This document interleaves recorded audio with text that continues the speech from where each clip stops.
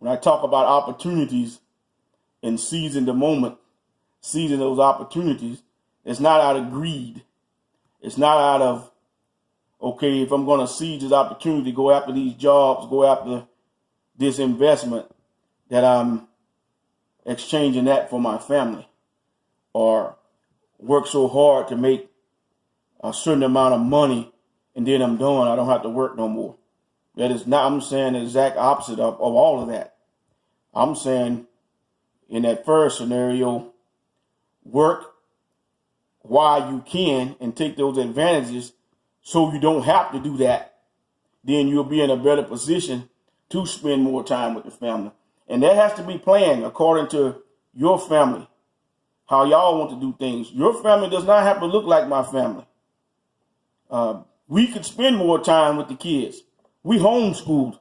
There's certain things I was able to do as my kids were growing up that if you public school, go to public school with your kids or send them to public school, you can't do that.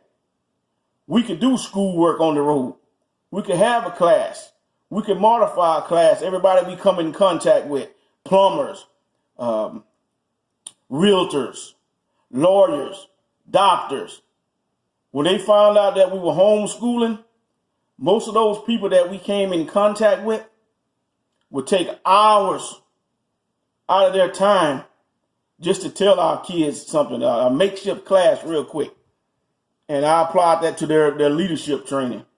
When those spur of the moment lessons came, most of the people we came in contact with, the doctors, the lawyers, engineers, realtors, it always worked out that they had been school teachers and went into other businesses, and then they took that opportunity to talk about the new business that they were in, directed at our kids. So we were able to do things that other people might not be able to do when they say spending time with the family. I can pull up videos right now from old videos when we were out prospecting new properties, looking for houses. Our kids were right there with us.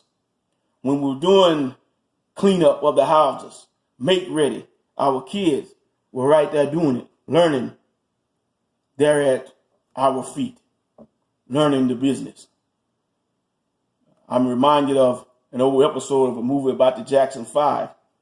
When the Jackson 5, when Joe Jackson wanted to leave Motown, Michael was telling Joe, his daddy, well, Motown, we can't leave Motown. Motown has taught us the business. His dad is like, you knew the business before Motown. So what I say when I speak of my kids, they knew business before college. So they can't say, well, college might go show them some things and they can network and get some terminology that maybe we didn't give to them.